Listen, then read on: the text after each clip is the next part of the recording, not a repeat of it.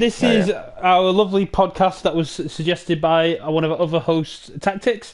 So I've named it after him. It's called Talking Taktikz because it sounds like tactics. Makes sense. Oh god, that's a pretty good name. I gotta be honest with you. More creative than I would have made up, bro. So the title of today's stream is Talking Taktikz without tactics. Yeah. which is really good. Listen, Brad, give me a second. I need to do something. I'll be back in like a minute. Keep the queue on. Yeah, I'll keep the queue on. I'll let you. Oh, we've already started, but yeah, I'll let you get off. We'll get. Yeah, it's on. No worries. So while Waseem's off doing what he needs to do, why don't you tell us a little bit about yourself, General Iro, because you are the new boy. Right. So I've had a lot of experience in this game. I've had the game since Season 2. Basically, I've been looking for a commentating job for a while now, as I have analysed a few people, for a few teams I've analysed, and I've also coached. And I was looking for a commentary job because of the fact that I feel like I'd be good at it. And I eventually, one of my friends from Team Flow suggested me to PS4 Overwatch series. Best league, by the way. And yeah, I'm where I am now. Did a tryout in one of the pug matches, and I think people enjoyed what I was doing, and that's where I am now. Yeah, fair. And you're also a captain of your own team, aren't you? I'm trying to build up a team at the minute. Yeah, it's hard right now, but I mean, if anybody knows of anyone who's trying to join a team, hit me up. Well, I did tag you in a tweet with someone who was looking for teams. Yeah, you did message me. That's good. That's good. And hello, Waseem. So you've done what you need to get done. I got taken out. And you're in charge of the PS4 Overwatch World Cup committee. I have been working hard, and all I want to say is it's definitely going to be an interesting event. Well, we've just had our 9th sign-up for that, haven't we? Yeah, and believe it or not, the post hasn't gone, like, it's been up for like just over 2 hours in the Facebook group, so people are still forming teams, and I think we could do some good, good stuff with this league. Yeah, that'd be really good, because we've got a week left on registration. So that'd be really, really good. I don't think my team's gonna be entering. No! You can join any team, brother. I'm gonna die! My team's to fail right now. I got people leaving left, right, and centre. Well, it happens. Someone. I guess all by tomorrow. Well, Waseem's taken part in both aspects of the league since I took over. I'm participating as part of South Korea, and I'm kind of like the head organizer. Exactly. You came forward asking if you could organise it, and I was like, yeah, sure, give it a shot. And you got yourself a whole team together. The advert that Zach did was absolutely beautiful. Absolutely love it. Yeah, I'm good friends with Zach. I know how good he could be at editing. Actually, Zach once made a montage for me. I'm not sure if any members of the community have seen it, but it's a really good montage, Yeah, exactly. Good way to go. Right, so since Tax came up with this, I did ask some questions in the Discord, Twitter, Facebook, and other things like that to find out what people wanted to know about. One of the big questions that came up is our feelings towards goats and how best to counter it. Alright, touchy subject, goats is. I enjoy goats-ish. I'm actually one of those people that don't mind it. That's probably because I'm a Ryan main.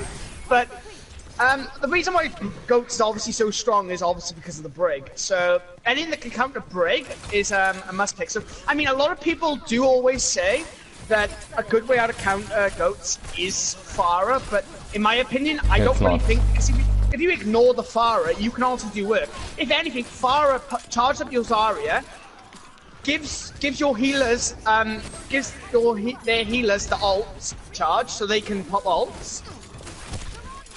So if you think about it, Pharah's not exactly the greatest. So what I would recommend anyway is Bastion. But actually, Bastion will destroy. I was going to say, isn't that the same problem as Pharah though? If Zarya gets a bubble down, Your Bastion's just going to charge, Yes, same as you Junkrat. can Yeah, but melt. he would shred You can through anything. melt. But here's You the can thing, melt that barrier. like if Goats engages onto Bastion, he's gonna die like 10 times out of 10. That's the problem, I think, with That's running why you Bastion take the comp. sim. Exactly what I was, exactly my next point. In my opinion, Sim is the best hero against Goats, and she's massively actually underrated in this meta. Yeah, she's So- definitely making an uprising at the minute, though, in a lot of the pro team Like I've comps. seen it on Sounds big. YouTube. I've seen it on YouTube multiple times. I've seen it in my games multiple times. It's so hard to run Goats against a good Symmetra, because here's the thing: you need to keep in mind that Symmetra's fully charged beam actually does 195 damage per second. Imagine that with a damage boost. That's around 250 damage per It's not second, just and that. that's essentially Goats. 2 seconds to melt a tank. You know? Goats Oh. strive off barriers and Diva, right? And the thing is Yep. that Diva gets countered because one Symmetra can go through Diva's defense matrix. Not just that, the barriers, whenever Symmetra holds her beam on the barrier, it actually gives her more ammo. Exactly. See, and this it is charges the beam up, so essentially you could just feed off Reinhardt's barrier for like Yeah. days, you know?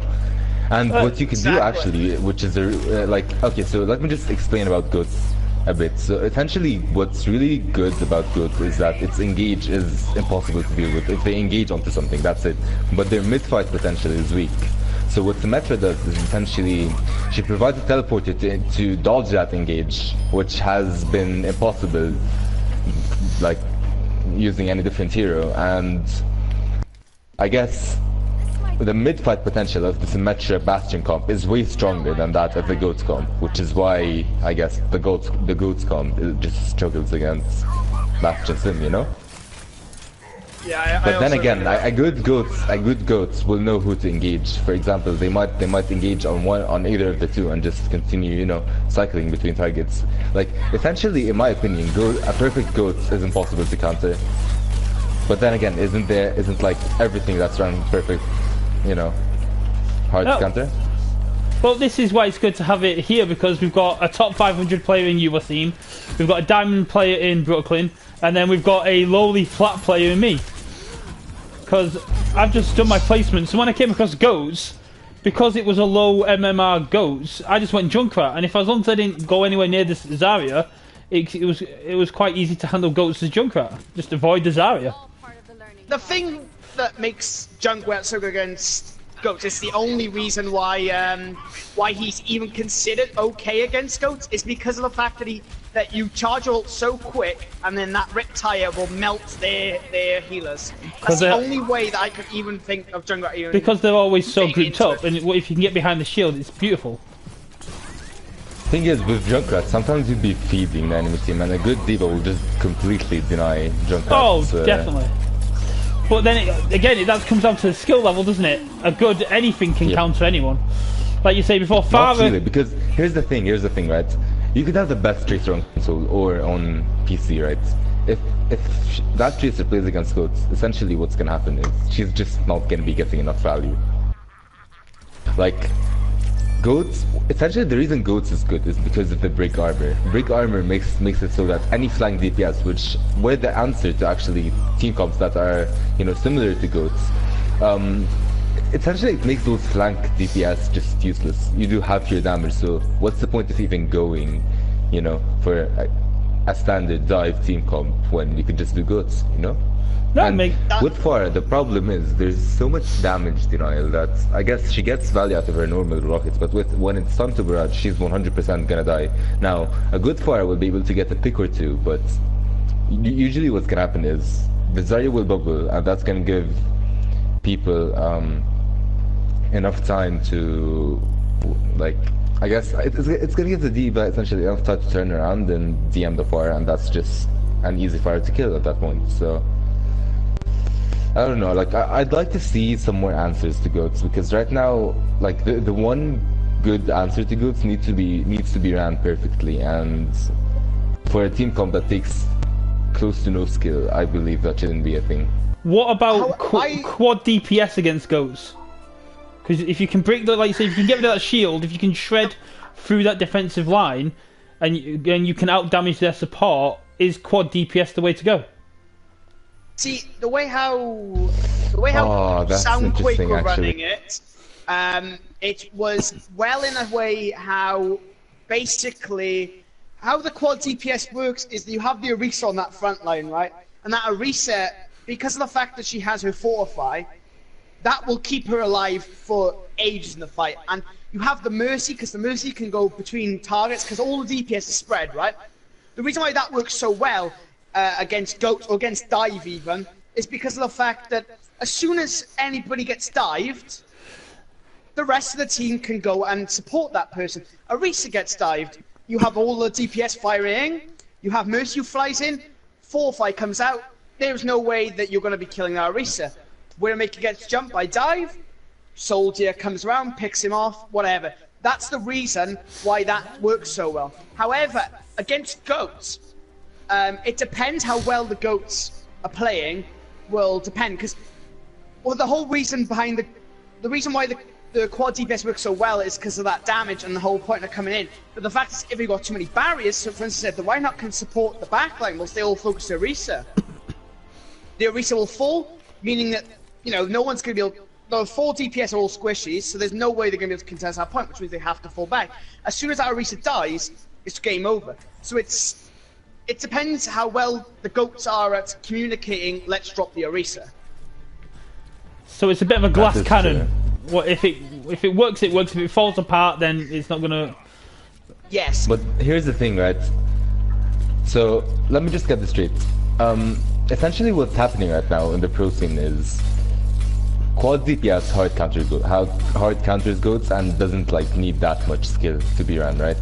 And that's a good thing. But what happens is, because quad DPS runs one tank and one support, as soon as the enemy swaps to like a different team comp, I guess maybe dive or like just standard Dranzaria with DPS, there's really nothing that the enemy team could do, you know? Like, that's it, you just die because you don't have enough sustain, while the enemy team has way more sustain and way more utility. Like, essentially what's usually done with quad DPS is like a setup with, I guess, either a solo healing Mercy or a solo healing Lucio. But you do realize that, like, that's just weak utility. You're not doing enough, I guess, healing to be able to counter a standard team comp, which is why, I guess, it's not really viable, because yeah, sure, you countered Goats, but what's the point? You're just gonna instantly lose the fight after, no matter how good you are, you know? I guess that comes down to how quick you are at being able to make that switch. Once that Goats is gone, you need to switch off the 4 DPS and make sure that you're countering whatever the next com is. Honestly, if anybody's looking for help to counter Goats, and you can't play Bastion or Symmetra, honestly, instead of trying this whole quad DPS, honestly, I would recommend just going your own Goats, because it just comes down to whoever can play those characters well. It's essentially... So you're not playing the luck game then? Yeah, mate. Essentially, like, there's no point in not running Goats, because I guess when you get the team that was running Goats to swap off, you just go Goats yourself, because Goats is good against any other team comp in the game. And like, I guess it becomes like a game of chess, which isn't what Overwatch, in my opinion, is supposed to be. Well, it is to an extent. Oh, that got denied. It is to an extent like a game of chess, but it shouldn't be a fully sort of like game of chess. I think that Overwatch was built to be one of these types of games where, like, it would get easy in the early games, right? So in the early games, it was all about just playing whatever. Like, it was all about just getting those picks and just kind of making the team work. And then, in a sense, it's a bit like chess, where they have an end game, right? So it's all about making strategic plays and about using sacrificial. So it's like using sacrifices to put yourself in a position where you can win. So, like, for instance, using ults, that's very much like a sacrifice, you know what I mean? You're using something that you built all game to possibly get an advantage on the enemy team. Yeah, sacrificing resources like ults and other things like that in order to gain an advantage, but then you do leave yourself short if the enemy team has a lot of ults and has been able to capture a point with a dry run without having to use those ults. Exactly. That's the reason, what I think anyway, but like, at the end of the day, how the game is designed, I don't think Blizzard exactly know what they're doing with the game. I think what they're trying to ultimately do right now is every season they're trying to change up comps, right? I think what happened was since season 3 and season 4, right? It hit a stale point where it was just dive. If you didn't run dive, you were losing until about season 10, I think, and then people started going back to the 222.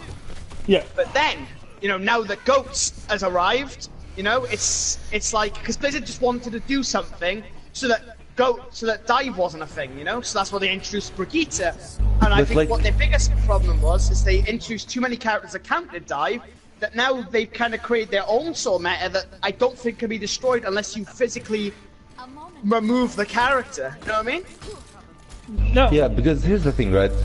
A good dive took so much coordination to pull off, right? And essentially what's happened now is you went from having a really skilled team comp, which was meta, which I guess it was kind of hard to win against, but you went from having that to having a team comp which takes essentially half the skill to pull off, and that, in my opinion, that the game is just not healthy with its current state. Like, why would you just keep, like, Ghost is just dumb in my opinion. Like, you could be outplayed by the enemy team, they're better than you at the game and everything, and you just run Ghosts, right? And like the fact that you off that is dumb in my opinion. Yeah, I think Goats is way too strong in its form right now. I think Goats should be like what Dive is right now, and 222 is like, oh, it's not a must-have, but it's an option depending on what the elements exactly have. No, well, you got to remember, Overwatch is an ever-evolving game. It's not like the characters stay the same. People get nerfed, people get buffed, they rework characters. I mean, Symmetra is Junkrat, Symmetra. Everyone apart from really Trace has changed since the game first came out. So the meta is always going to evolve as the characters evolve. The only bloody nerf Traces ever received is a bloody pulse bomb, and even then it's not even changed it. I don't get why she's still damaged. Because the previous pulse bomb would have actually killed a Brig with armor, but now you can't do. Which is, in my opinion, the most dumb thing I've ever seen. Like, how can an ult not kill a squishy hero? Because I don't get it, man. Well, I saw on Twitter today a video was shared where a Doomfist lost a game of comp after ulting directly onto a baby diva, and the baby diva didn't die. It was like, nope, I'm fine. Oh, I saw that retweet. And it's like, no, a Doomfist ult should be easily be able to take out a Tracer or a baby diva outright. But then again, I think people are using Doomfist wrong. Because at the end of the day, I think that Doomfist ult was originally built for an escape mechanism, as a lot of people do use it now. Like, you'll see Doomfist, as soon as they get that ult, they play aggressive. There is no holding them back, because of the fact that they know that they have an easy get out of the fight. And I think that's originally how he was intended to be played.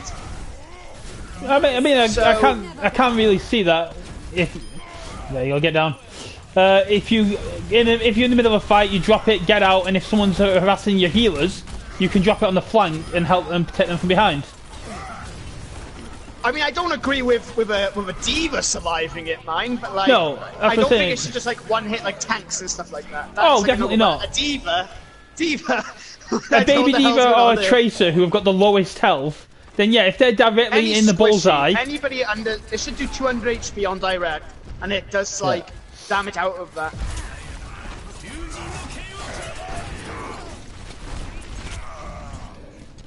Oh.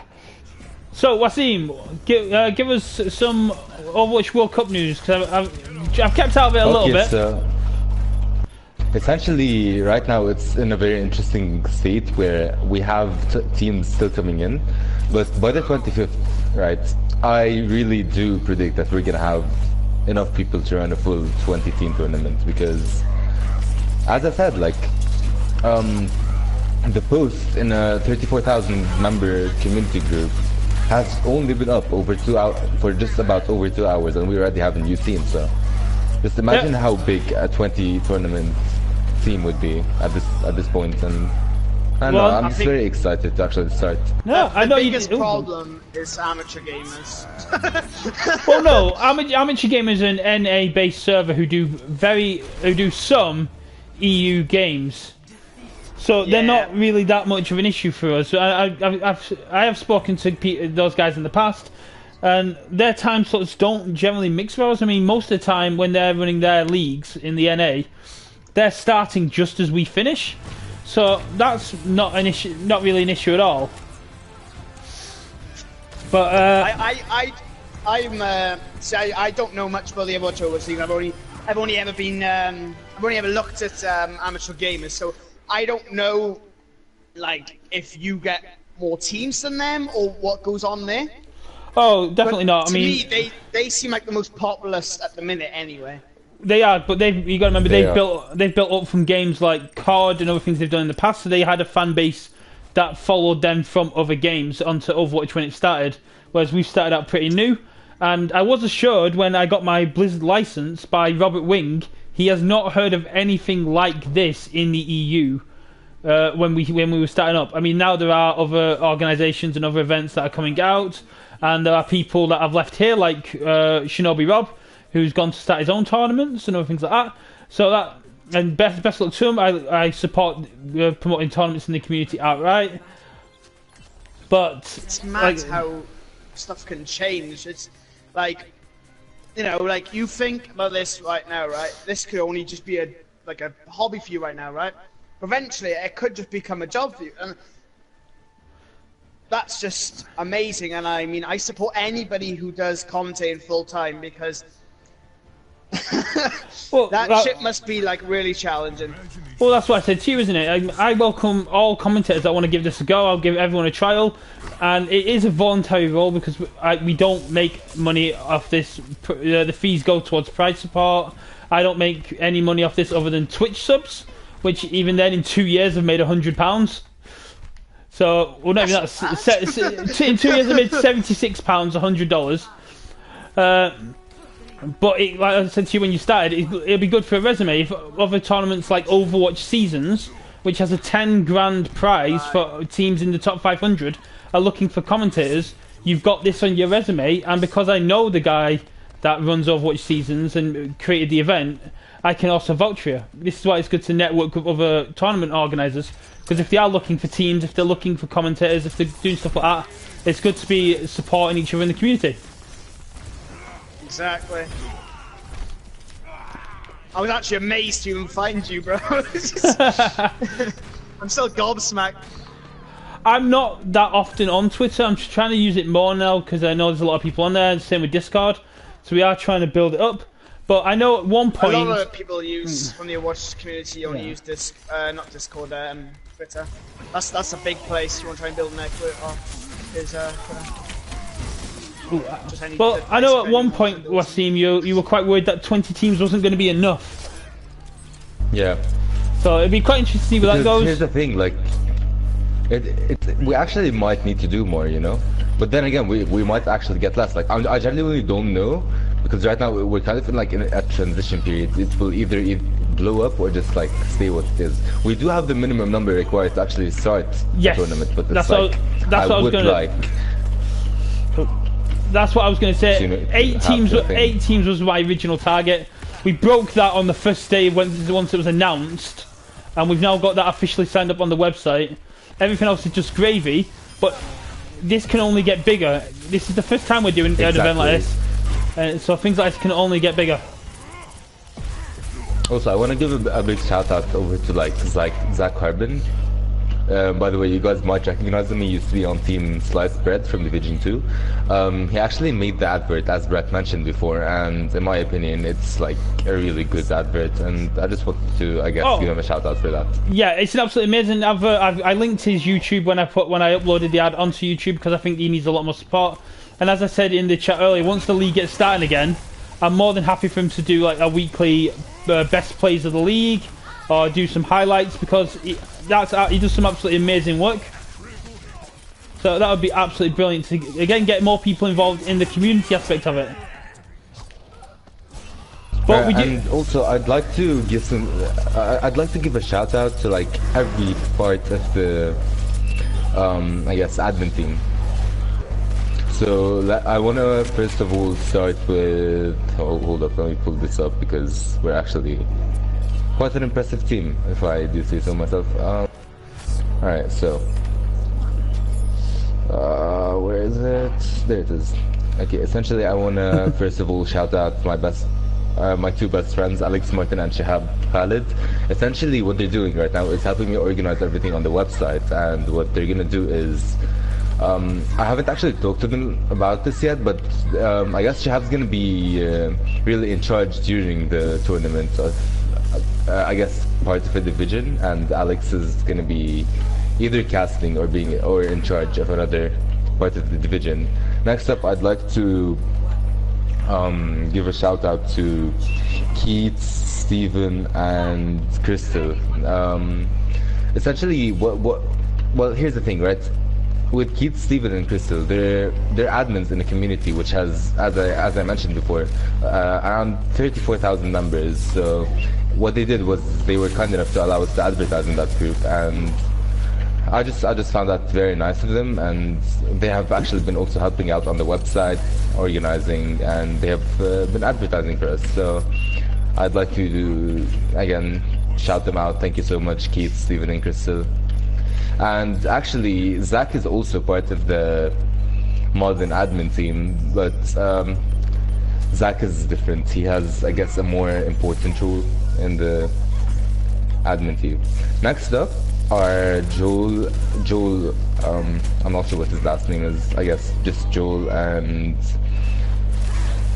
essentially what he's doing is he's exactly like Alex and Shihab, and he's helping around, and he has actually gotten us one team to sign, so, and I think he's gonna be, no he won't because his internet's down, but he's just been helpful overall. And finally I'd like to shout out Zach again, because he's the head of media for this event, and what he's basically going to be doing is he's going to be putting together highlights every day, and like just in general be in charge of any kind of cool, you know,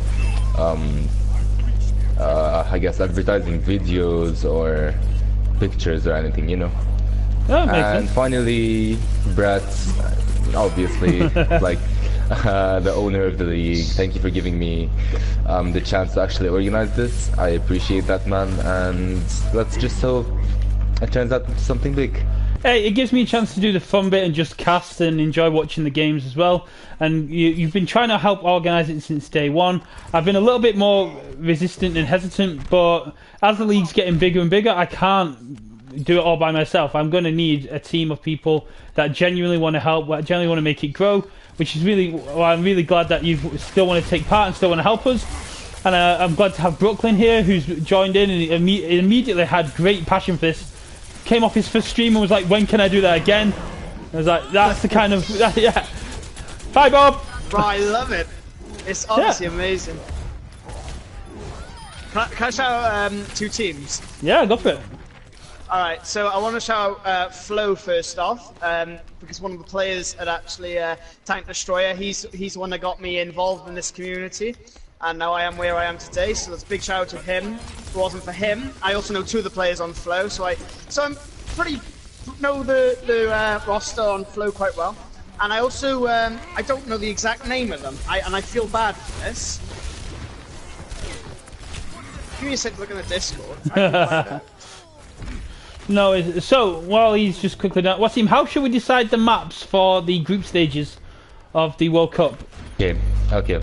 So what I'd like to do for that is actually very interesting, right? I'm not sure if you'd agree with this idea or no, but for every round robin or like group, what I'd like to do is have different maps. So, for example, Group 1, Kings Row, Anubis, and them kind of maps, and then for Group 2, for Blizzard World, or different maps for every, I guess, theme, and then we could just make a combination of these maps for the final group, for the final, you know, tournament stage, or I guess playoffs, they're called. That makes perfect sense. I'm not sure how you'd feel about that, but I guess it could be cool. No, it makes perfect sense. I want to keep it the same format. The group stages, I want to keep the same format as what we had in the league. One of each type, and you get the points based on how many maps you get. And then the two teams with the most points move on to the playoff style. Then the playoffs will be best of 5. So the first team to win 3 maps moves on to the next side, which kind of makes sense, unless you feel like it'd be better off doing it best of 3 or along those lines. But I do want the group stages to be point based, so basically a team doesn't just have one bad day and then ends up losing out on going on for the playoffs. That's a good idea. That's a good idea. I agree. Actually, I think I've set it up that way, so that's interesting. No, but are we going to choose the maps beforehand, or are we going to do the same thing as like the Overwatch World Cup does, where the losers choose the maps? Okay. So what I'm gonna do is, or what I'd like to do is, essentially I'd like to have it so that we choose the first map, and then the losers of that map choose the map after, and then the loser keeps choosing. So I guess it's essentially the same as the Overwatch World Cup, but the first map is our choice, and that's gonna be different for every division. That makes well. That depends. Are you doing like one game, or are you doing like 4 games, and then that counts as 1 point? If you honestly, so, because you know how in League they do like one of each objective. No, so what? So because you're new to the actual casting of it, when you play in a League game at this moment in time, it might change in the future. You play all 4 types of maps. For each map you take, you gain a point. So those points. Yeah, so it's not a case of if you win 3 if you play 4 games, if you win 3 games, you win. Every map you take gains you a point, which means every map matters. No matter how you can lose the first 3 maps, but if you win the last map, you still walk away with a point, and that point can make a big difference. What I would do, right, is I would get the enemy so the enemy team. So there's 2 teams, right? The first team will choose 2 maps. The enemy team will choose 2 maps, right? So if the first team picks the map, right, then the second team gets to choose if they want to attack or defend first. And it does the same then for the second team. At least that's what I would do anyway. So then, instead of it having that you pick and stuff like that, so the people are like practicing on maps that they want to play, instead of you going, okay, let's play, for instance, now Junkertown.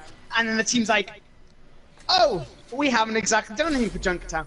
It gives players that opportunity to go, okay, yeah, right, we're going to play Junkertown, and then the enemy team are going to go, okay, we want to attack first. But the thing is, after, what, a year and a half, Waseem, of doing this, we can tell you what maps they're going to pick. I could choose the maps for the World Cup, and no one would have an issue with the 4 choices I pick. I would go Kings Row, Lijiang Tower, Rialto for the payload, and Volskaya Industry for 2 CP. And not a single team would have an issue with me choosing those 4 maps for every group stage, because they are the most picked maps by every team on both divisions. Okay, as long as you have like the data that people don't want to do that, I'm just saying, like, at least that's how I would probably run it, because if you think about it, it makes it more fair on the enemies. But yeah, I mean that's also a good idea. That's. I think it should be either a choice-based system, like Waseem's saying, where they basically, if they lose, they can choose a map and go for the stronger ones, or the map should be set in stone. You know, you could do actually to get a bit of coordination within like other teams and stuff like that, right? What if, right, instead of you picking the map, what if like another team, or like you'll have like a vote or something, will pick the map? Again, maybe for something that's a bit weirder. But for the World Cup, I kind of want to keep everything. I want to kind of keep it fun and light-hearted, and I don't want to give any team a reason that they can complain or anything like that. Okay. So just throwing out ideas, really. No, I don't want Canada getting robbed or anything. Also, going off the countries, I was expecting more people to try and troll me, like with North Korea or Syria or other things like that. No, everyone's just picked serious countries. Well, obviously. I wanted someone to. So. That's true. I wanted someone to pick North Korea and then roleplay North Korea the entire time and say they were doing it for the glorious leader. Bro, can I have a Russian team and then can I be like Stalingrad or something? No, you can't have the Russian team, because in Soviet Russia, Overwatch plays you. Ah. Okay. I want to be team leader Stalin, bro. Oof. Gen X, aka Canada, have made Smurf accounts that parody the Canadian World Cup team for the event. Please say one of them with XQC, please. I've not got the list in front of me, but they have got an XQC one. They've got all sorts. It's really good. Yes. We need XQC. It is really, really good that what they've done that way. With the event taking quite a bit long, it's not going to be able to be done over one weekend, is it, Waseem? Well, I feel like it can be, but I guess we need teams to stick to the schedule that we're gonna make. I would probably try and do it over a weekend, because if you think about it, people work in like the week. No, I'm not saying don't do it. It's gonna be during Christmas. It's gonna, yeah, but I don't think it's gonna be one weekend. If we get 20 teams on a group stage, and every one of those teams has got to play each other in there, there's no way we can do that in one weekend. Well, do exactly what the Overwatch League do, okay? So you set one weekend, you go, okay, this is the, I don't know, qualifiers, something like that, right? Then you have the finals, and you have like the semi-finals, and you have the quarterfinals. I said that all in the wrong order, but still, you know what I mean? Yeah, I know. But I know what you're saying there, but different weekends you have each thing. But that's what I was going to say, because essentially, it might have to be that we spend one weekend doing one group. Because if we're starting at 7 o'clock GMT, it's going to take a very long time, and I don't want to do semi-finals and the finals on the same day. I want to give teams a break, because yeah, especially if it's late night as well. Players going to be. You guys are both captains of teams. Imagine if you had to play a high-intense semi-final game or quarter-final game, then go into a high-intense final game literally 20 minutes later. Believe it or not, Brett, I would actually prefer that, but maybe that's just me. Yeah, but and here's why. Let me explain why. He's true. I also. Because here's the thing: you'd be warmed up, right? And exactly. your mechanics would be on point. And other than that, you would be so hyped during those games. Right? Yeah, it makes sense. I mean, yeah, you wouldn't probably feel tired because the adrenaline would be pumping. I mean, I guess it'd be different if you were coming off a loss and then had to play another game. So like, if third and fourth were playing against each other and they both just come off high intense games and lost, then that kind of demoralising way of doing it would be a bad way of going. But no, I can see how you're coming from with that. But I do think the time frame is going to be a lot bigger than what we've anticipated if we're going to get 20 teams. Maybe start earlier then.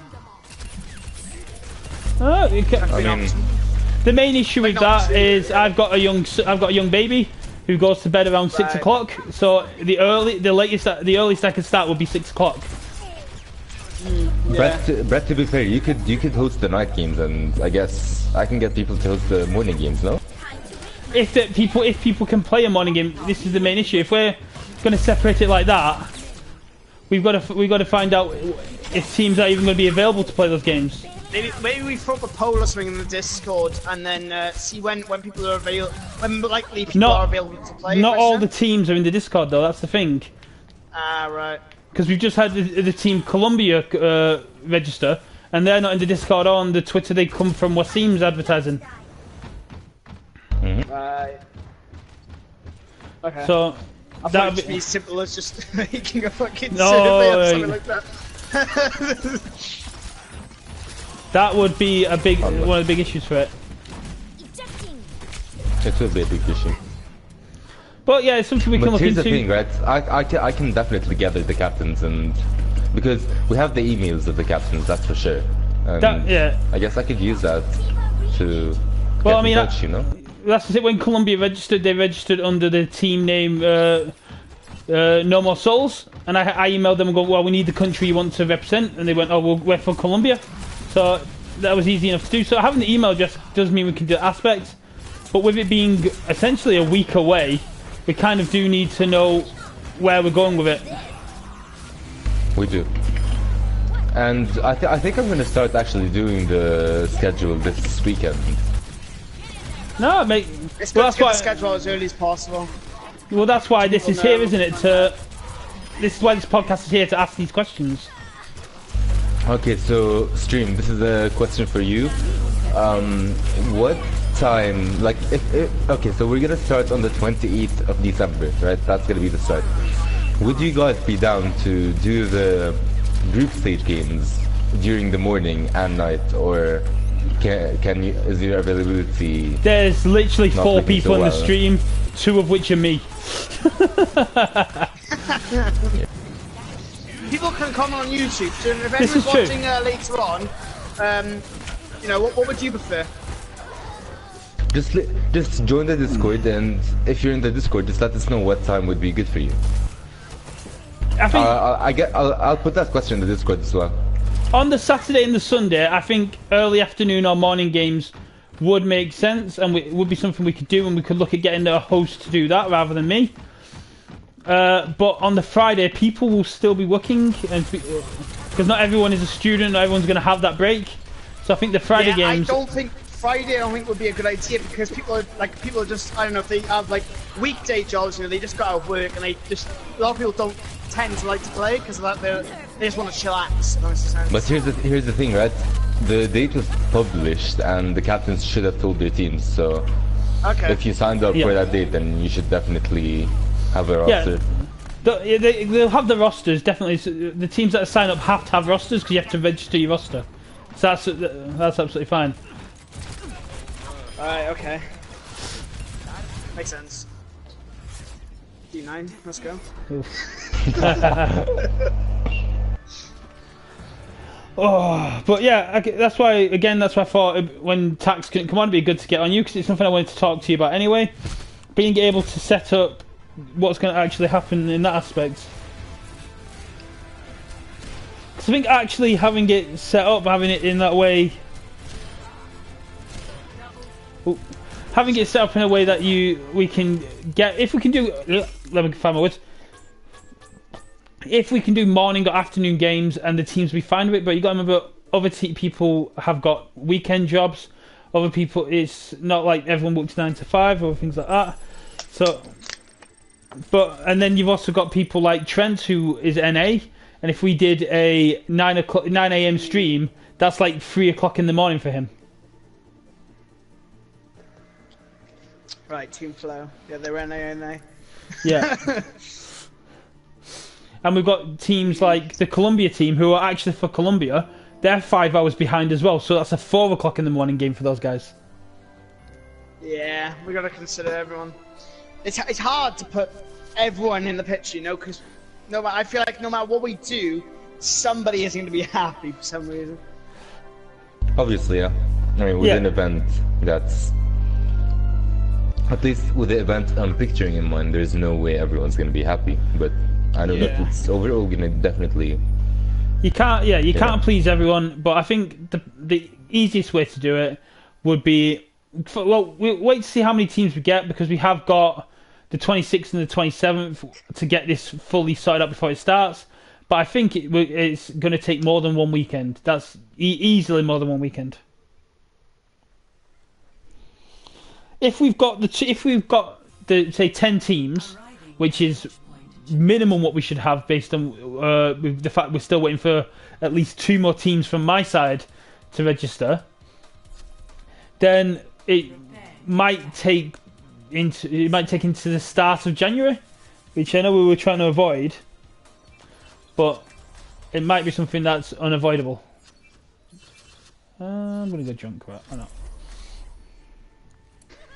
I mean, if there's parts that, physically cannot be worked around, then you're gonna have to. People are gonna have to live with it and stuff like that. You at the end of the day, right? If you have something set and someone's not happy, you shouldn't change everything based on one person, because not as we've gone and discussed, not everyone's gonna be happy.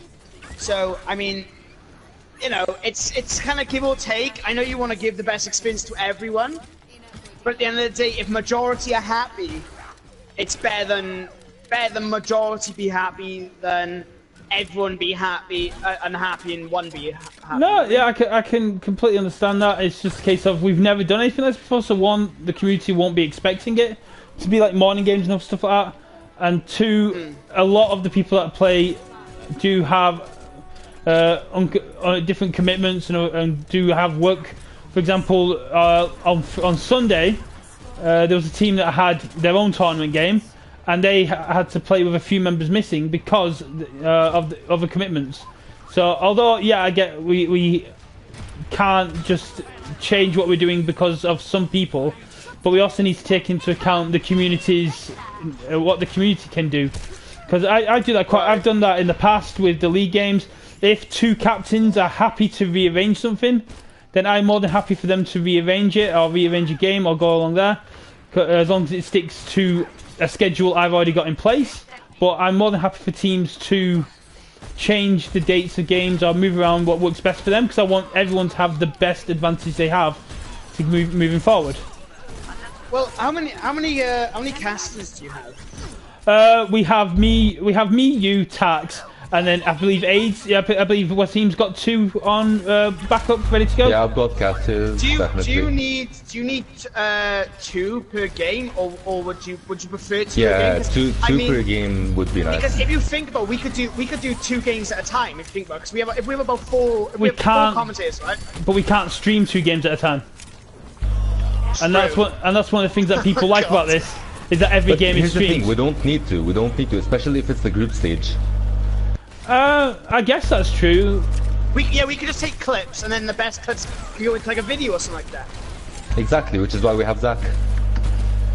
I actually haven't thought of that, but that's a good idea. Or what you could do is you could ask the team captains if they wanted a live stream, then they can, and then people can go check out their live stream. But then I have a feeling a stream snipe might come out, but I don't know. Yeah, that would be something I'd love to avoid as well, stream sniping.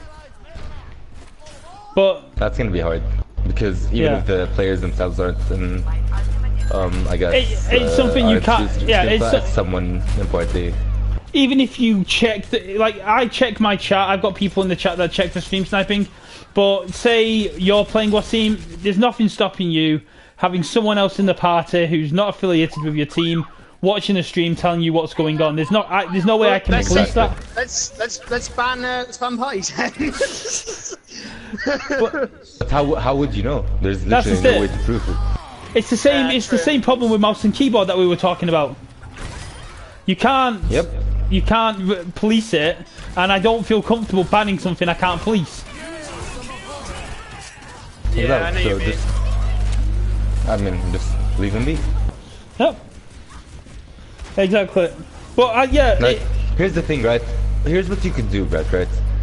I guess, sure, stream sniping is bad, but it's a thing that both teams can do, right? So, rather than placing emphasis on no stream sniping, just I would rather, make it so that everyone can do that.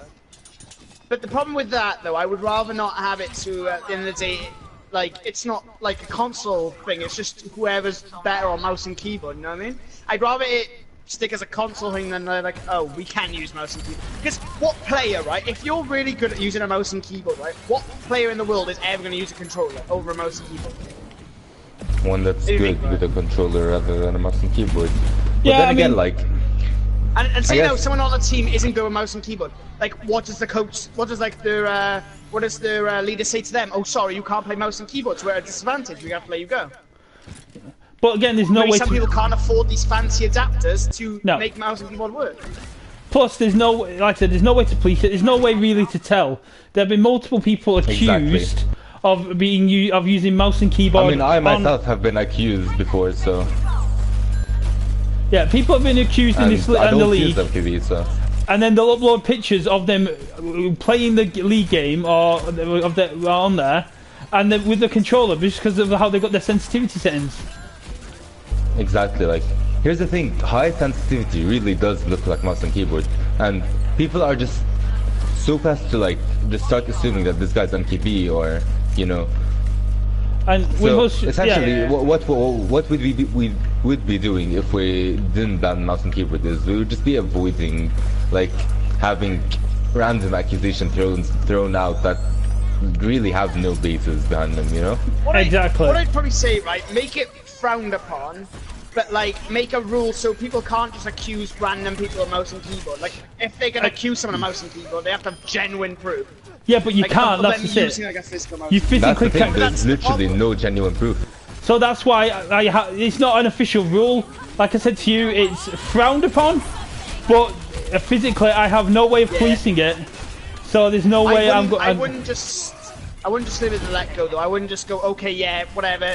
People can use mouse and keyboard if they want. Just keep it as it's a frowned upon thing, and you know.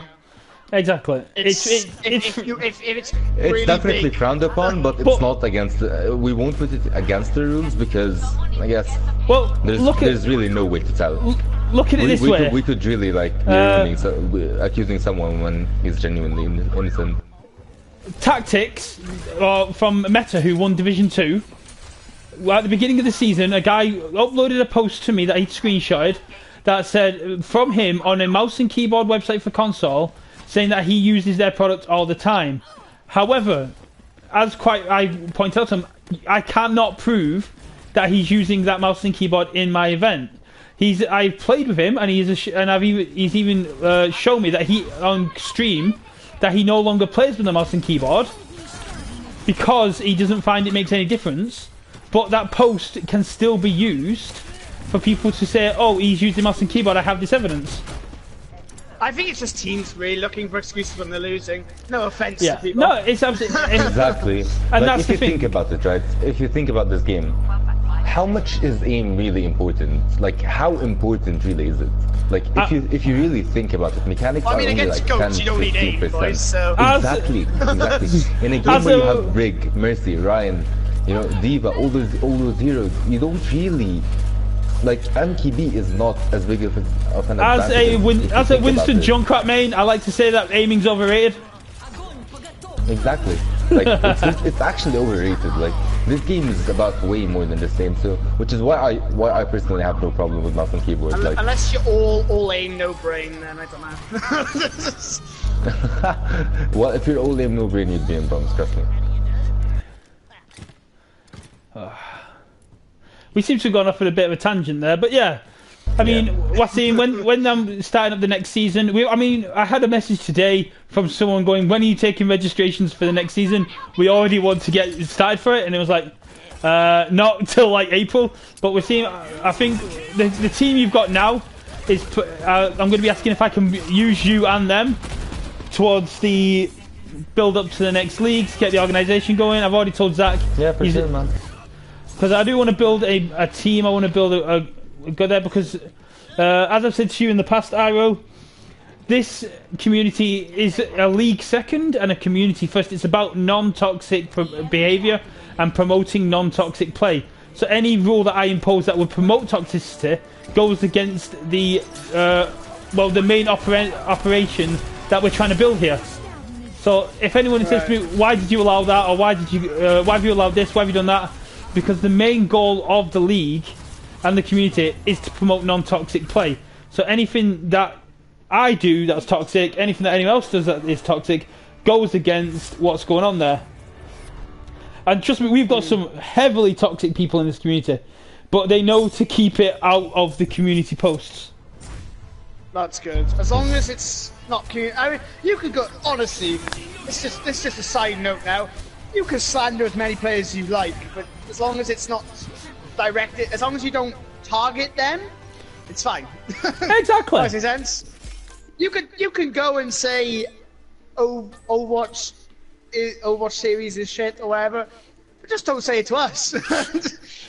Hey, as they say, any publicity is good publicity. If people go, "Oh, that Overwatch League is shit," it's like, and then people go, "What Overwatch League?" And then boom, we have them. That's very true. But yeah, it's a good way to go. Right, have we got any other topics that? So yeah, on the World Cup maps, if we can decide how we're going to let them know, so we can get that out there and email the people, that'd be really good. I can't really think of any other topics people asked about because we've sort of covered them all as we were just generally chatting. The only other one that was mentioned comes from my wife, and it's who's the best Overwatch waifu? Definitely a good question. Oh my god. Wait, do you mean from the heroes or the women in the community? From the heroes. From the heroes. Let's not open that can of worms. Going, who is the best waifu from the community? I just like to point this out, right? Some people actually ask this question with the intention of actually like targeting, you know. No. I guess a meme word used for this is, I guess, e-girls, and some people are actually like, who's the best e-girl in the community or something. Those kinds of questions actually make me laugh so hard. No, come back to the question. Mercy. Who's the best waifu out of the Overwatch heroes? Mercy. Okay. Ash. Handsome. Match! You're right, bro. She's fucking already like deteriorating. She's only like 130. Dude, I like him. I like sassy personalities, man. Chili's going with Diva. I like me a bad girl, so I like Widowmaker and Sombra. Those Oh are... yeah, you like Widowmaker. So when you marry her, yeah, she'll fuck off. Hey, I will die a happy man if I die after marrying Widowmaker.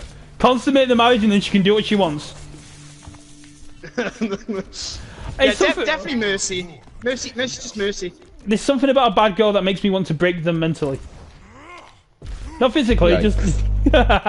You do you, bro. You do you. I see them and they're all powerful and dominating and it's like, alright, they must be mine. They must bend to my will. And that's how I met, and that's how I got my wife. Bro, you do you, bro. I don't need to do me, I've got a wife. Okay, let's just get a little bit big now. Do you feel personally attacked by that? We're getting a little bit off topic, gentlemen. We are getting very off topic. Yeah. So, have you got anything that you two would like to talk about? Since we've gone through the community topics. I actually want to ask this for a lot of people. Actually, is what do you reckon? What season do you reckon was the healthiest for the game? Season 1. No Smurfs. Season 1. Zero Smurfs. Zero Smurfs. Zero Smurfs. No limits. Zero Smurfs. No SR system. Yeah. Just 49 points out of nowhere. Yes. Jumping into ranked. Jumping into ranked at level 25. No, not getting judged for it. Nah, 100%. My favorite season was definitely 3. Which one was the one that had nothing but Reapers being nano boosted? That was 2. That was Beyblade, man. Yeah, the Beyblade man was my favorite. That was just so dumb. Oh my god. That was stupid. Just remembering that makes me shiver, man. Oh. Do you remember just like being there? You're like, oh, this is easy. Right next to you, Reaper just comes in speeding. And you're like, what the hell? Just remembering that, man. Oh my god. Go in there, Bob. Well, I mean, if you want to go down memory lane, when Junkrat Mines hurt himself, so when you were a Junkrat in a small corridor, you're like, I need to get out of here. Now it's like, yeah, meet me in a small corridor, see what happens. When Bastion had a shield. I hate Junkrat, so I'm just not. That was in beta. That wasn't in the actual game. I know. What was it? When Bastion had an R, because we couldn't go all the way up. So you could just... when Bastion couldn't move whilst healing. Oh god, yes. Oh, nostalgia. And Roadhog. Like, you just stand there going, oh, hello, please shoot me. When Mercy could res an entire team. That's the one everyone wants back. No, I don't think they want it back. No. I think it's more the fact that they just want something to get, like, because they want Mercy back in the meta, because Mercy was everybody's had so many hours on Mercy. Everyone's like, I want it. I just want to get the achievement for her. Because I never got the achievement. Yeah. I got it before patch, so I don't have to do the whole bloody raise 700 people before I die. I mean, out of the Christmas event, I've got the Mercy and Lucio skins. It's like, I don't play these characters. Thanks. This event hasn't been too bad to me. I mean, I haven't got any of the new skins. Actually, I got Ashes. But do I care? Probably not. No. So after this event, we're going to be doing I'm going to work on the advertisement for Free For All and Team Free For All, which I'm probably going to use that website you've introduced me to, because that was a really good one. But what other events would you like to see, or would you like us to try and do? What ideas have you got? What would you guys like to see happen in the PS4 community? What would be interesting that you could do? It'd be very, very weird to introduce, but you know what you could do? It could be actually some fun. Maybe it's not like an actual full-on league, but imagine if you had a sort of a league, but it was like deathmatch. It was like free for all. Yeah, that's what we're going to be doing next. So team Oh, really? free-for-all, yeah, after the World Cup, the next off-season event is going to be a free-for-all league and a team free-for-all league. Bro, that's what we need. We need a capture the flag. I tried to do a capture the flag event. Nobody really wanted to go for it, and I got really upset because they changed the way capture the flag worked. Because I used to just dominate on it with Winston and just capture the flag and leg it. Yeah, I have videos of me and Oasis capturing a flag, then 2 jumping back to our flag, and it's like I can't do that anymore. So it's like, no, man, I'm out. That was a good old days. Bro, that's what we should do, yeah. We should have events like, because you know how like when the events are on, right? How like Lucio Ball goes into competitive. Imagine like having like Lucio Ball tournaments during like the summer. We do. We've done it for the last 2 years. Okay. See, I'm naming all a bunch of things you've already done. Yeah, we've done Lucio Ball for the last 2 years. It was 6 teams last year, 8 teams this year, so it's been really good. Waseem would play the game. So someone did. Yeah, we during the Halloween event, we did a Stand Up to Cancer charity event where teams did the Junkenstein challenge, and they did an endless junket. They donated to Stand Up to Cancer, and then they got to play on the stream on there. We raised £120, so not a ridiculous amount, that's really good, but really good. And so stuff like that, I really enjoy doing.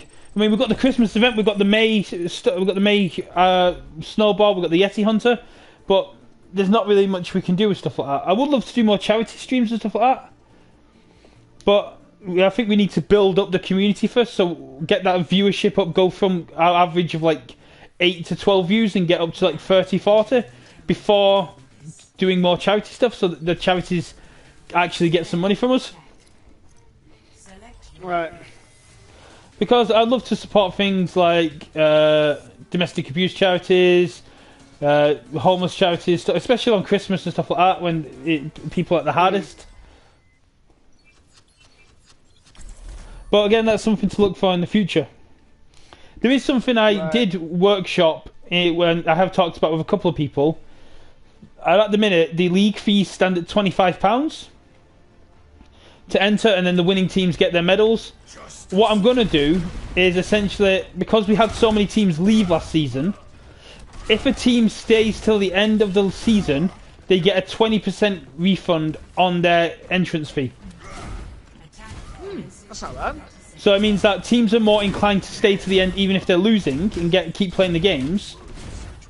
And it means that the fees are technically reduced. If a person leaves, they're only hurting their own team and their own pocket, and the other teams around them. What do you think, Waseem? I guess really, well, in my opinion, like, okay, okay, this might seem like wrong or something, but here's the thing. In my opinion, for the like, I guess I don't know. I'd rather not voice my opinion because it might sound wrong. No, that's what it's here for. There are no wrong opinions. Well, here's the thing, right? In my opinion, there shouldn't be league fees from the start because, like, in the end, I guess the medals aren't really gonna do much. Most people like join the league for bragging rights. So, yeah, I can understand, but the main issue is bragging rights aren't always enough, and these Olympic-sized medals do generate a lot of interest, and it's something unique that only we do. Because these are Olympic-sized glass medals that have been engraved with the PS4 Overwatch League logo onto them. That would be cool, because if you think about it... What do you mean would be cool? I have them. Because the divisions are over, I have 18 medals, 9 for Gen X and 9 for Meta, that have arrived recently.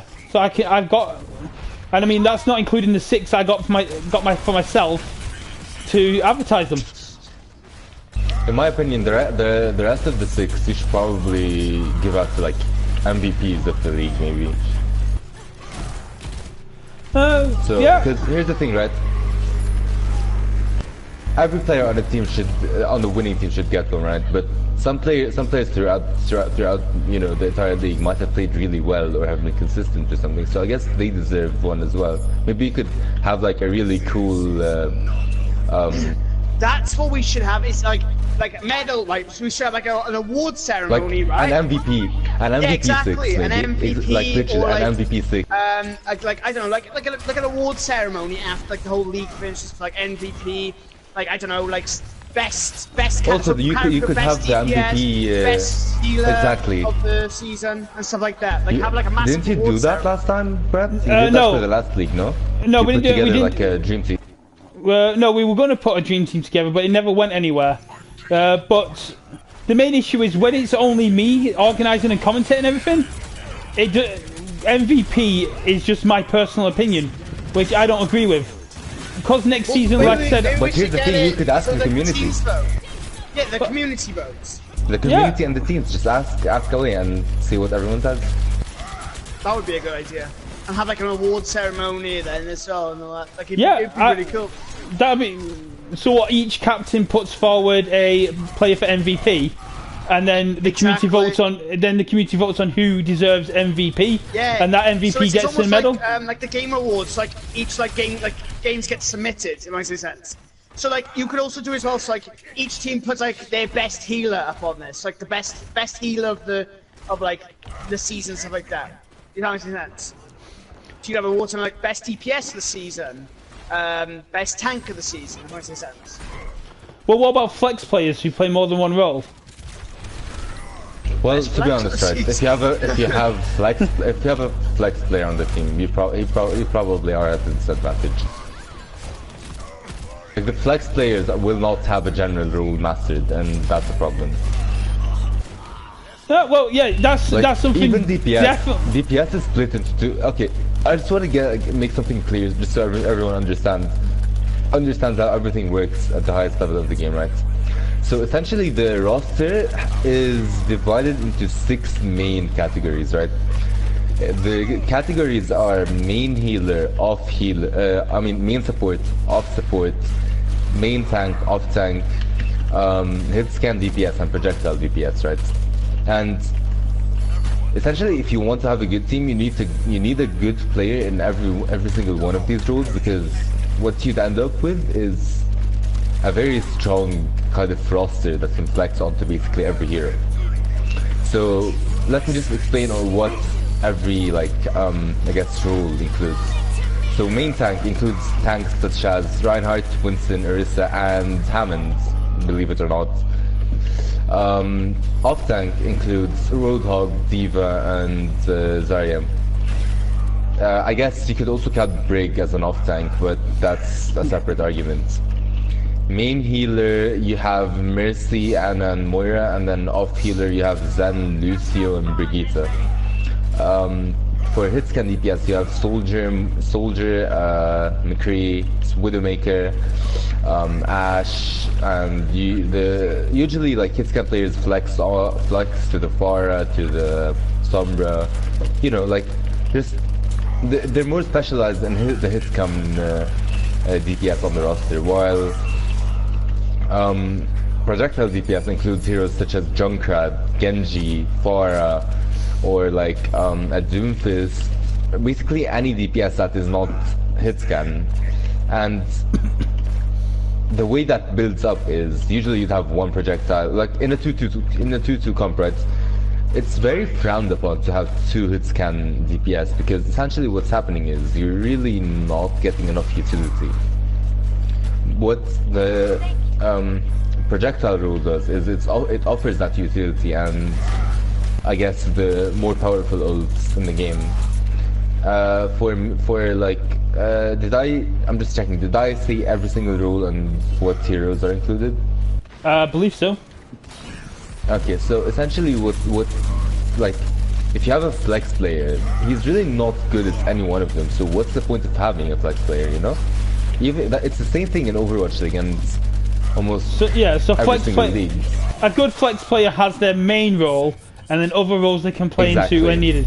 So for example, if you'd have your main DPS, and then you'd have them able to play Roadhog for goats, if needed. Yeah. That makes sense. But yeah, that is something I could definitely look at putting into place, because we're going to have more people in charge in the community, because we've got people that are going to be more helping.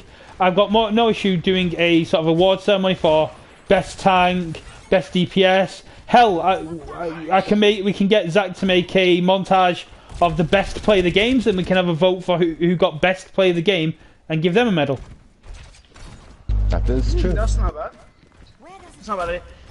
I got an idea, right? How about, I reckon how the award ceremony should be, right, is because obviously we're commentators, right? People are probably going to get sick of our voices, right, hearing them every single day. So what if, right, we did it so that for the award ceremonies, the winning team, or maybe or even like another team, will announce their awards? Because if you think about it, right, it shows that, like, you know, it's not like, oh, this is like something we chose, and it's like, oh, the community kind of like are like, oh yeah, this is what we have chosen. I'm okay letting the community do it, but you got to remember there are certain teams like Naked Truth, Gen X, Kingsman, that English isn't their native language, so they do struggle in that communication aspect. Not really. Like, I mean, we could definitely, like, I guess on every team there's someone that speaks English, right? And he can just translate to the rest of the team, so it can't be that hard, you know? Well, yeah, no, I'm not saying it's a problem for every non-native speaking team, but Kingsman, for example, they unfortunately weren't able to talk in the captain's chat all the time because they just struggled with English. So I don't mind having members of the community do it. It's just that we'd have to choose them quite carefully, and it might not always be the winning team. Right. It's just an idea. So it's like people are like, oh well, it's just bias, you know. It's like I don't know, like especially because me as well, and I don't know about Waseem, but Waseem, I don't know his name, Jesus Christ. It's fine, dude. It's a hard if he has name. a team, you know, if our team are getting rewards, you know, they could be like, well, this is a little bit fishy. But if like the teams announced it, people could go, oh, well, this is fair because also the teams believe this was the winner. Does that make any sense? Again, that's just it. If I was to give out an award, then people would say it was based on my own bias. And as I said before, if something would cause controversy or toxicity, I generally try to avoid it in the community. So if there's a group of people, and I can say the awards committee has deemed this person, this person, this person, this person in these categories based on this play, this play, this play, this play to receive medals, then fine, that's brilliant. But if I give Dauntless a medal because they're the MVP of the league, people are going to go, well, you've said throughout the entirety of the league, Dauntless are your favourite. It's like, yeah, this is true, but they have Dauntless are the team that most embody what I want for this league.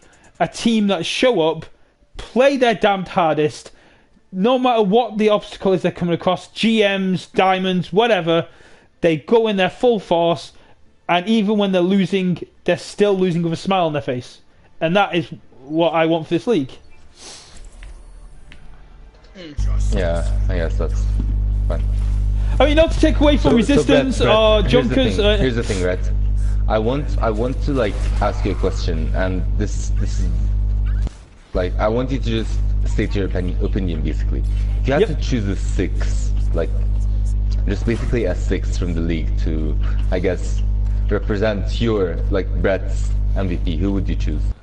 Starting with the main tank role, the people that play Ryan, Winston, and Narissa, and Hammond. It's hard to say because the main thing is because it definitely is, but you should. Like, no, I mean, it's physically hard for me to remember who's played what because it's been what 5 months now, and teams have changed, people have moved around. The streams have not been as regular since the teams dropped out. Has no player caught your eye? Oh, there's definitely there's definitely players that have caught my eye. Send Newts on the healing, but that, again, it's mainly the names that catch my eye. For sure. Okay, Send Newts on support. Via Crimes on DPS. Holy crap! Can he do some good stuff? Chiliman on DPS from there. See, the ones that mainly catch my eye are plays. For example, the Anki's Toy Boys play against when they on Rialto, where they literally let the team capture the first 2 points on Rialto, then held the third point for about 6 minutes. I remember that one for ages. That was beautiful. So. Okay, let me just remind you of some main tank players. So there is Tiger Zone, Hamsi, Mercy Heat. I guess they're the 3 most recognizable ones who I guess would be the best in the league. So well, of course, I'm gonna. Out of them 3, of course, I'm going to vote Whiplash Lucio as best Lucio, because he is Contestio in a bottle. For some context on this, last season, General, Whiplash Lucio contested a point on Nepal on his own for about a good 2 straight minutes. It was absolutely mental. I have no idea to this day how he did it.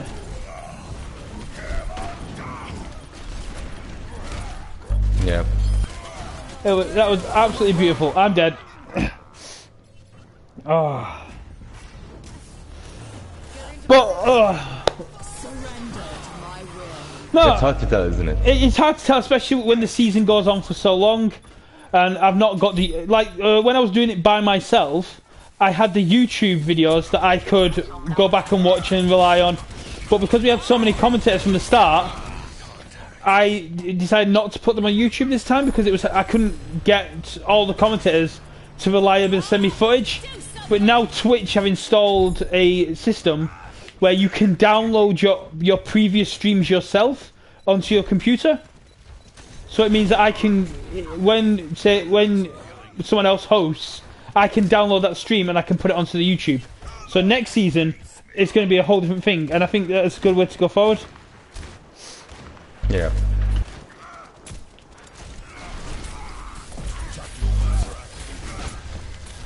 One of the biggest issues that came out this season was Division 2 and its separation, because we ended up with a couple of GM players and other things in Division 2, which a lot of them found unfair. I mean, fair play to Meta.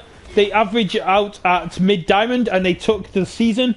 So, Jesus, that's a hell of a... When you've got people like Sabukai with Whiplash Lucio and a lot of Tumada players in there, for them to be able to walk away and take it.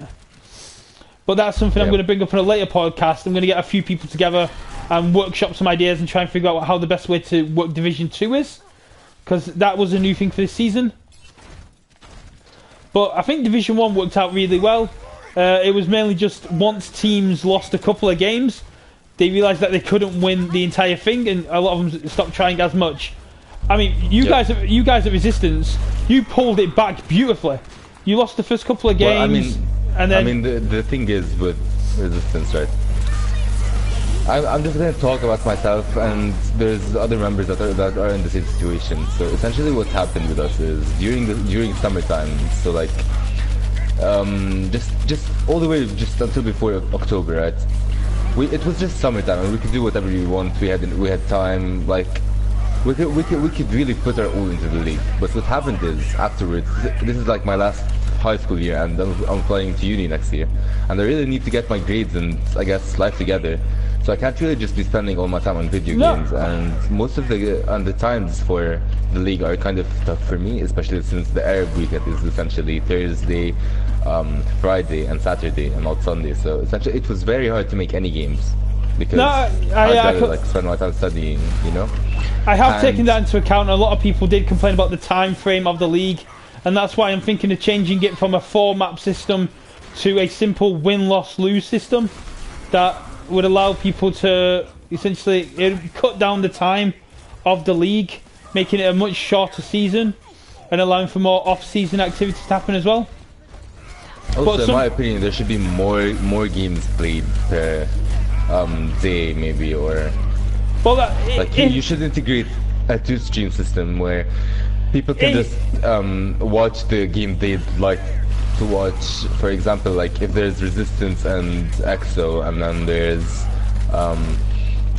there's like Naked Truth and what do you call that? What's the other good team? Kingsman? Kingsman, yeah. So essentially, like, you could just watch the team that you'd like to watch from the 2 streams that are available, you know? Because then that would help make the league faster, and we would actually get through it way. Well, because way more one of the podcasts is going to be about league changes, and changing it to a simple win-loss-lose system allows for a more clear winner to be presented easily. Wait, as in like one map?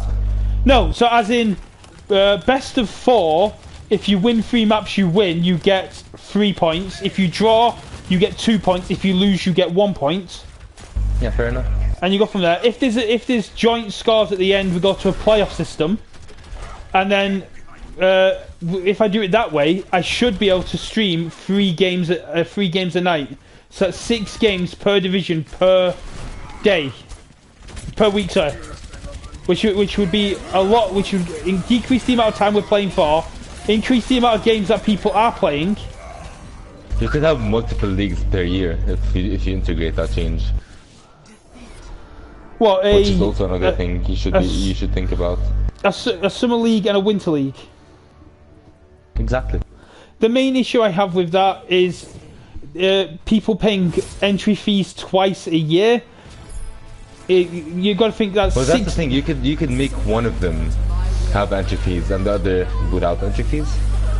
Well, I guess I could like maybe have the summer one be without. You know, I'd say the summer one without. Yeah, I guess so, yeah. But here's the thing, right? The teams that are committed will be playing during the winter because not everyone has the time during winter. But the teams that aren't committing and have time, and I guess more casual, will be playing during the summer. So maybe remove that. I'd keep the summer. I'd keep the summer one as the paid for one because that's going to be the one that gets the most amount of teams and the most amount of interest, and when people have got the most amount of time.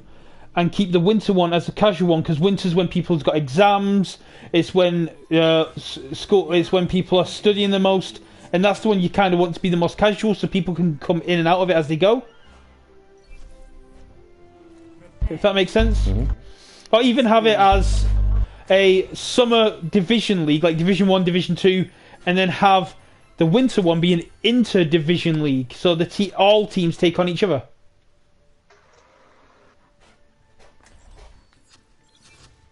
If that makes sense. I've just... Maybe so. Again, these are brilliant things. These are brilliant things that we can look at going in the future. We're 2 years in, that's nothing. And every time the league's changing, so it's going to be a while before we get things set in stone. And that's what I tell everyone when we're getting it set up, when we are looking at it. It's a case of this is a new thing. It's something that we're working on. It's not like we've got the resources of Blizzard, where we can sit a load of people down and we can work through it and we can go through trial and error with it before even going live.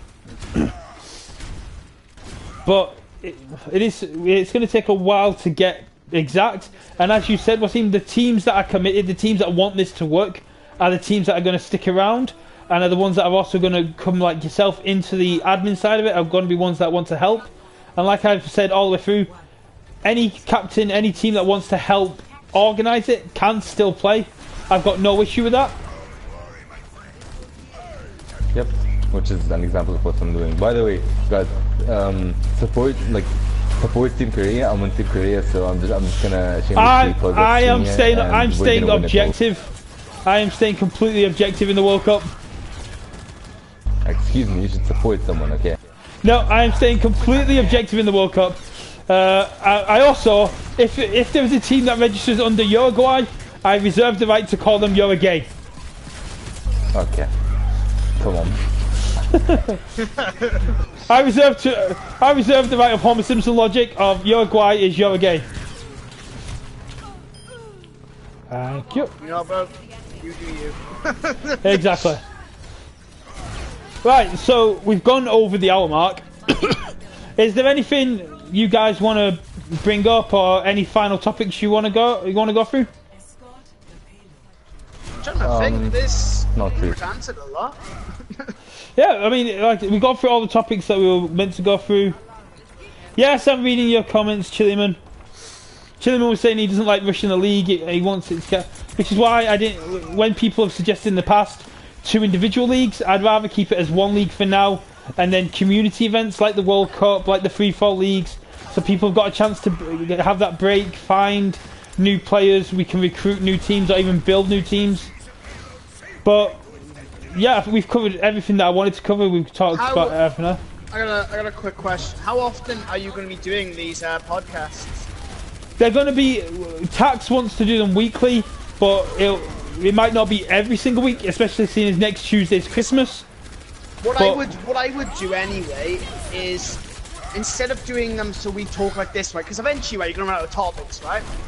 Instead of doing like this, so instead of like having a bunch of topics in one, just focus on one topic for a podcast every week.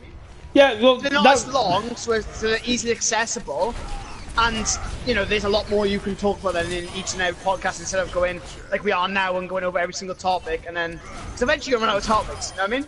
Yeah, well, that's what that is what this was to do, to find out how quickly. Well, we went through the topics quite quickly, so essentially what I think we're going to need is a main topic for, like, today's was the Overwatch PS4 World Cup next week, and then we can go into general discussion and topics as they arise, like we did with everything else that kind of came up in community questions. So the main focus for this one was the World Cup. Right.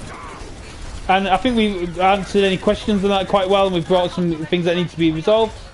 But yeah, I mean, chances are that, like I said, I'm going to have one main. I think the best way to go is, like you said, one main topic, and then, as it does with anything, we'll get digressions, we'll get things that move into different topics. Right. And that's the best way to do it. Exactly. But definitely from there. But yeah, if you guys are happy and we've got nothing else to talk about, we'll call it after this map. It's been a lot of fun. I don't know anything else. No, I've had a lot of fun doing this. How have you found it, Waseem? It was definitely nice to get, like, to speak about league stuff and the tournament. And I just want to remind everyone that please make sure you sign up for the tournament. You can find the link in our Discord. If you don't have Discord, just check out the Facebook page. What is its name? Overwatch PS4 Community Series. Yep, sign up for the World Cup. Does end on Christmas Day. We've got a YouTube ad, we've got a Twitch ad, we've got ads all over Facebook, thanks to myself, Waseem, Zach. Lauren and us shared a couple as well. It's absolutely beautiful in that aspect. We've got posts on the Discord, and you can. It's only as a draft, so you can't actually search it and find it on the tournament site. But the more teams we get for that, the better, because we want it to be Waseem wants it to be the biggest event in console history, I believe.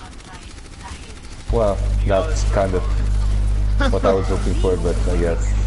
Yeah, I'd definitely like it to be, for sure. I definitely think it's the first. I'm not sure though. I think it's the first Overwatch World Cup that has actually been done for PS4, and it's definitely a cool idea. It's not an official World Cup because teams are representing countries they don't belong to, but the community's not big enough for that yet. I think if we can get the community to grow even bigger, it might be a good idea to have next year, like, the World Cup be people from the actual countries. But I don't think that's going to work. I mean, the majority of our fans and the majority of the teams are German, English, and American. I mean, to be fair, I believe the Saudi Arabian team are from Saudi Arabia. The Colombia team are from Colombia. I mean, I'm Arabian and I'm representing South Korea, so... Yeah, exactly. That's always... Is there a British team? Yes, there is. Chris Tierney with the roller collars has got England. He's going to be registering quite soon, which annoyed a few people because they were like, "Can we register as the UK?" I was like, "You can't, because England's already taken. England's already reserved. You can't have England and the UK because that'd be quite confusing." Right, I'm gonna call it there. Thanks for joining me, you guys. And nice. If you have got more topics, if you have got other things you want us to discuss, drop them in the Discord, send me a tweet, send me a message on the Facebook group. I'm more than happy to discuss community topics as well. And you guys are more than welcome to come back in the future. Next week we should have well, not next week, the week after, we'll be discussing the results of the World Cup and moving on to future events. And hopefully we'll have Taktikz back for talking tactics. Thanks for joining me, guys. Peace out.